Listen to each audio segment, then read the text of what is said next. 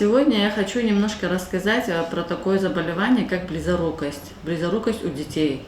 В настоящее время после карантина у нас сейчас возобновлена детская диспансеризация, и мы проверяем всех детей перед отправкой в школу. Многие родители до сих пор не знают, что это обязательное условие перед поступлением в школу. Необходимо проверять им зрение, потому что возраст 6-7 лет до 8 лет это такой переходной возраст получается для зрения, потому что в это время могут быть такие скачкообразные изменения в сторону ухудшения. Но по данным Росстата в настоящее время где-то уже 1,5 миллиона детей уже страдают этим заболеванием, близорукостью, или это миопия по-медицински.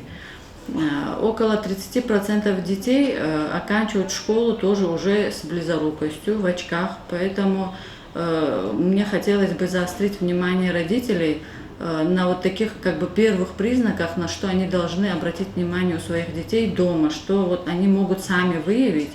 И если вот эти признаки перечисленные они видят у своих детей, пожалуйста, приводите на прием к офтальмологу. У нас на 1-м этаже в поликлинике 6-й кабинет, это кабинет детского офтальмолога. Там можно провести первичное обследование ребенка. В первую очередь дети начинают прищуриваться. Вот это вредная привычка у них, от нее избавляться потом тоже бывает очень сложно. Прищуривание, как я сказала, потом наклон головы при чтении, при рисовании, если они что-то пишут, рассматривают, они пытаются поднести этот предмет близко к лицу. Тоже это такой фактор риска, как говорится, если дети так рисуют долго, даже это уже склонность к развитию близорукости. Потом, основные факторы, которые предрасполагают к появлению близорукости, в первую очередь это, конечно, наследственность. Если один из родителей, даже бабушка, дедушка, страдает близорукостью, у таких детей вероятность появления этого заболевания намного выше, чем у тех детей, у кого этого нет в роду. Но если у родителей у обоих есть даже близорукость слабой степени, обычно 70% детей тоже рождаются уже с предрасположенностью к появлению этого заболевания. Потом вторым таким в настоящее время фактором, который в основном приводит к этому заболеванию, это такое современное уже использование гаджетов даже маленькими детьми. Вообще считается, что до 2 лет детям телевизор вообще не рекомендовано просматривать. Про планшеты, телефоны я уже совсем не говорю. А у нас, естественно, в современном мире уже эти дети даже до года, к году, все уже с телефонами, с планшетами. И это приводит, естественно, к развитию близорукости, потому что спазмируются глазодвигательные мышцы, и дальше уже развивается все то, что приводит к развитию миопии. Но близорукость – это такая болезнь, оптический дефект, который можно исправлять очками. В более взрослом возрасте, старше 18 лет, это уже можно, конечно, проводить и лазерные операции, смотря у кого какие показания. Что можно делать для того, чтобы это заболевание не развивалось? В первую очередь у детей, особенно у маленьких, дошкольного возраста, это прогулки на свежем воздухе. Наши дети в настоящее время, многие родители жалуются, даже не выгонишь на улицу, говорят, из-за того, что они сидят, часами смотрят телевизор, или они заняты планшетом. Надо как-то это все ограничивать, и не меньше 3 часов в день ребенок должен быть на свежем воздухе на прогулке.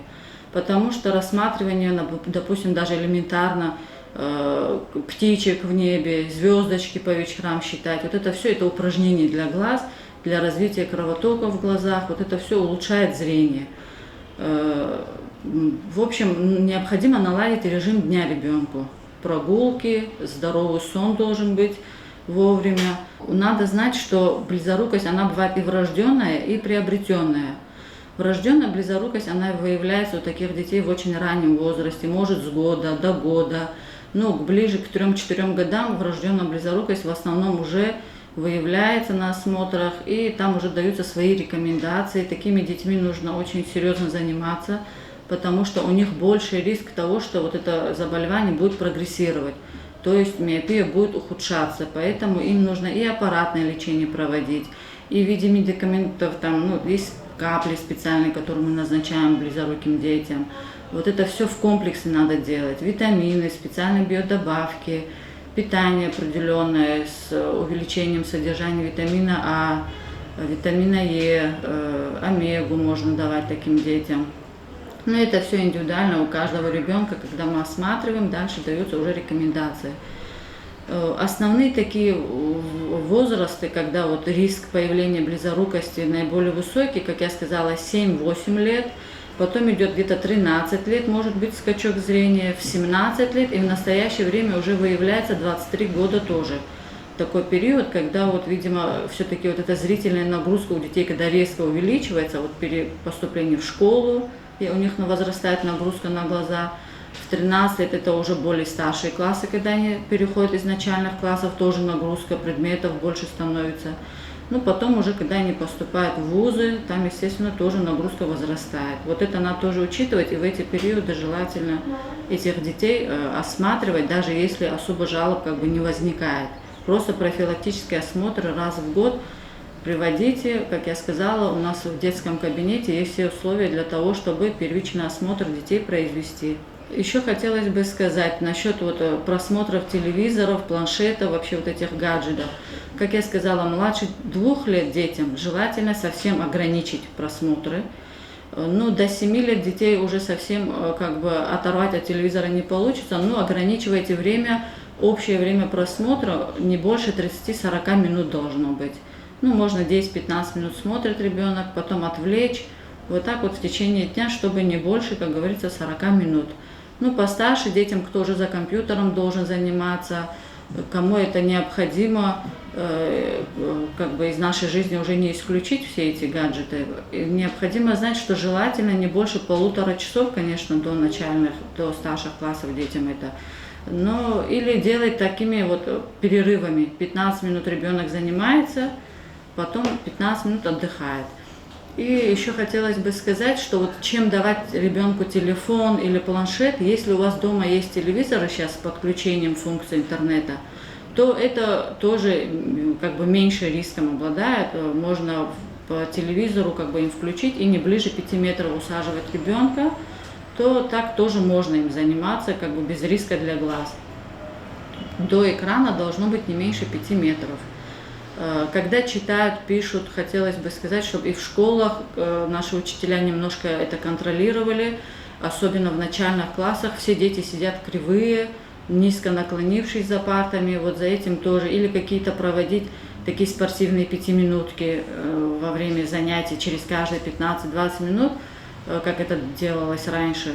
Вот это все, это профилактика близорукости. Дети должны немножко отдыхать от работы вблизи. Вот эта зрительная нагрузка вблизи, она очень сильно влияет на развитие близорукости. Поэтому вот школьная близорукость в настоящее время, она уже становится таким явлением, как бы вот 70-80% детей, которые приходят на осмотры во вторых, в третьих классах, у многих развивается близорукость, у детей, у которых, допустим, перед поступлением в школу этих жалоб и этих явлений не было.